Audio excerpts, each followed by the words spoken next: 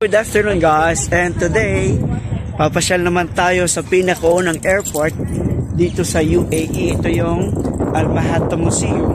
Ito tawag daw nila dito, that is Airport Road, dahil dito yung pinakaunang airport ng Sharjah. So ngayon titingnan natin kung saan yung ticket bibili, kung saan tayo bibili ng ticket. So start pa lang, bungad pa lang. So tuloy na tayo sa ating vlog. Free ang parking nila dito. So ngayon nung pupuntahan natin is sa cashier. Ang alam ko dito 10 dirhams yung babayaran. Alright guys, so ang binayaran namin ay 35. Yung below 7 years old ay 5 dirhams. Pero okay na rin siya kasi ito yung worth experience na makikita natin kung saan. So ito yung pinaka-airport nila noon nung back in the 90s. Hanapin natin kung saan papasok. We have a map and the display, and then isasali na natin, titignan natin yung loob. Actually guys, yung mga bahay ng ibang mga local dati, ganito kadami. Ayan, kasi marami sila magkakamag-anak. And welcome to the hangar, aircraft hangar. Pasok na tayo sa entrance. Tignan natin. Pero limited lang ibang video. Tignan natin kung hindi bawal. Ito, pwede tayong mag-take ng video. Huwag mo lang hahawakan ang any of the aircraft. Siyempre, magpawis ka. Baka may mga ibang chemical reaction sa mga aeroplano natin dito. Ngayon, the Star of Gulf Air. Ito yung unang Gulf Air. Nag-start yan noong 1949, June 1, 1949. Nasa likod natin. Tama ba? Ito.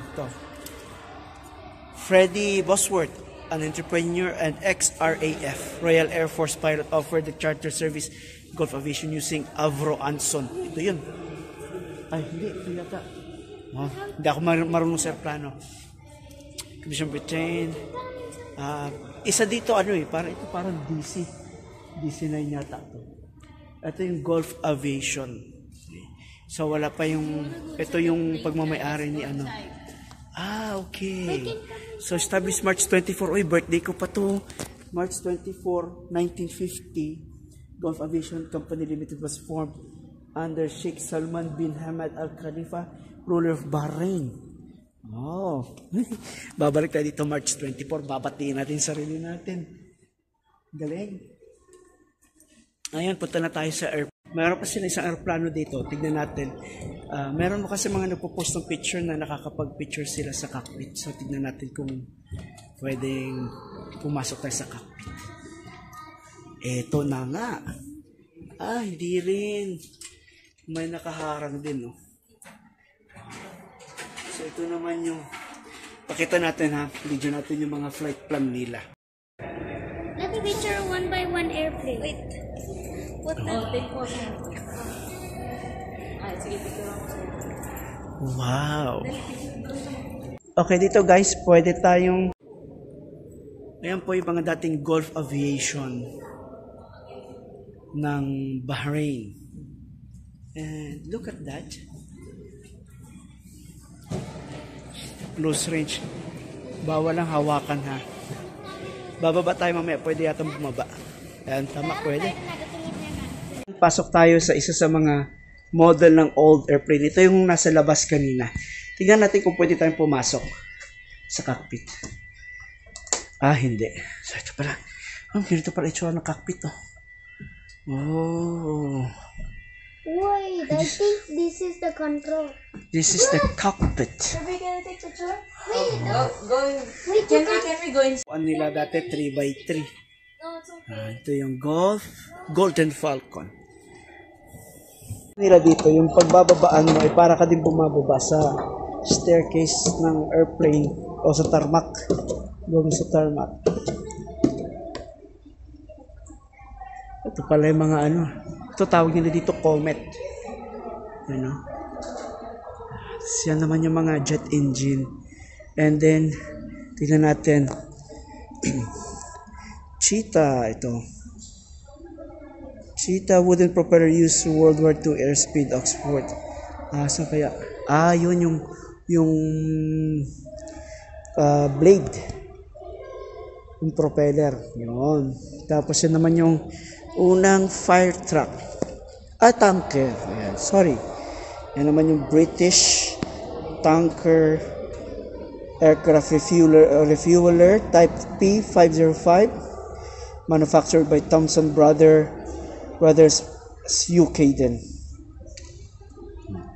Na-deliver sa Sardia noong 1947. O, diba? Ito, bawal nating hawakan. Do not touch anything. Dito tayo ngayon sa ilalim ng airplano. Yan. I think this is DC-9 or DC-10. Hindi ko alam ha. Hindi ako expert sa airplane. Ito naman yung double propelled Gulf Aviation. Hindi ko rin alam kung anong model to. Basta airplano to na lumilipad ng panahon. So, yung mga pilot, bago sila magpalipad, yan, inspect muna nila yung makina, blade, yan, para naman may alam sa airplano. Wala akong alam sa airplano guys.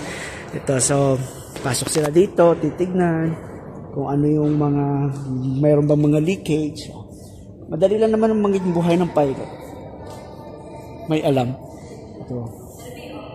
Bawal nating hawakan kasi naka-preserve talaga to. Hindi ko na alam kung alin dito yung ginagamit na airplano noong unang panahon. Kasi dito, ito yung pinakaunang airport yata sa UAE. Dito sa United Arab Emirates.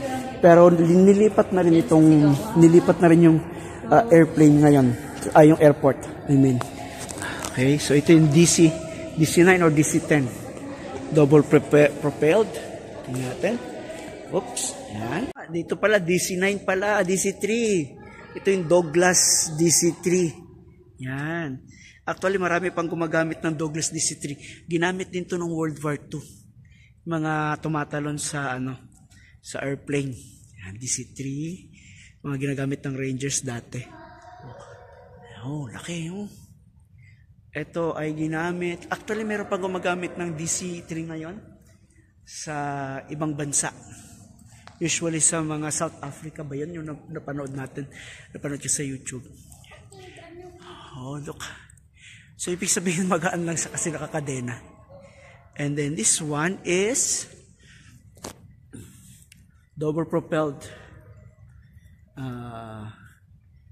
Ito kita mo yung piston niya sa loob. 1, 2, 3, 4, 5, 6, 7, 8. Rotary engine. So, titignan mo lang noon yung mga panahon rivets. Tapos dito yata yung pinag-charge nila noon. Oh. Ito naman ang Avro Anson 1G. 1947. Galing.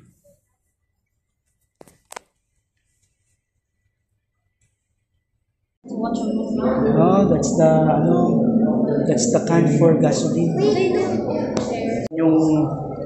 Yan yung brake ng airplane noon. Ito naman yung gulong. Okay? Composition ng gulong, rim, tapos disc. Oh, bakit meron yun? Baka pang likod. Oh. Naman yung engine. This engine was presented to His Highness the Earl of Sardia, Mr. August, for the Lufthansa Technic. Ito yung model airplane, model engine ng radial type Junker 52 aircraft. Dito naman tayo sa black box. Actually, ang black box ay orange talaga daw siya. Para madaling makita in case of emergency. And then yung mga fire extinguisher, flares, mga gamit sa mga emergency equipment, fire extinguisher, meron tayong pistol flare, aviator oxygen, ano kayong bilog na yun, black box torch, directing aircraft, location transmitter siguro yun, number 4, wait, ito, number 4, fire extinguisher din pala yan. Oh, okay. Oh, ito yung blade, 3-bladed DH aircraft. Okay guys, ito yung pinaka main engine ng DC-3 aircraft. Okay, this is a Pratt & Whitney R1830 piston engine section and cutaway. So you can see how it was made and how it works. So kita nyo, actually halos parehas din siya ng... hindi. Para ito yung pinaka-transmission. Oo, yata. So radial type engine ito. So, kinat nila yung loob. Pakita natin. So ito yung pinaka-piston. Since it's a radial type, yan yung mga piston niya. And then, habang nag-burn siya ng fire, siyempre pinapaikot niya yung itong propeller. So, ayan. May tamang firing din yan. Hindi ko lang alam kung may spark plug din to. Pero malamang meron nag-ignite yan. So, yan yung DC-3 engine. Okay. Ang tawag dyan ay may mga code din yan eh. R1830. Ito yung crankshaft niya. Ito naman guys yung mga tinatawag nila na navigation and flight control instrument. So altitude, meron tayong pang navigation control, number 2. Ang number 2 dyan. At number 3. Air inlet filter, number 3. Liquidometer, number 4. And then ito yung mga gamit sa mga panel ng ito. Cockpit control panel from a Dragon Rapid. Wow, Dragon Rapid. And then, ito yata, connected to dito. Yan. So, napaka-manual talaga nun, no? Chain yung ginagamit para mag-steer. Ito naman yung the Villan Gibson Queen 3 Aero engine with Ferry Reed fixed pitch controller. Wow! Ilang cylinders kaya ito? Ganda, guys. Ang ganda. Kung mahilig, ako hindi ako mahilig sa, sa airplano, pero mahilig ako pagdating sa makina. Itong pitch yata, ito na yung propeller niya gumagano na kasi may pitch control na siya. Oh guys, so, ito naman yung please activate the sensor. Ayun na. Kita nyo to. Function na siya.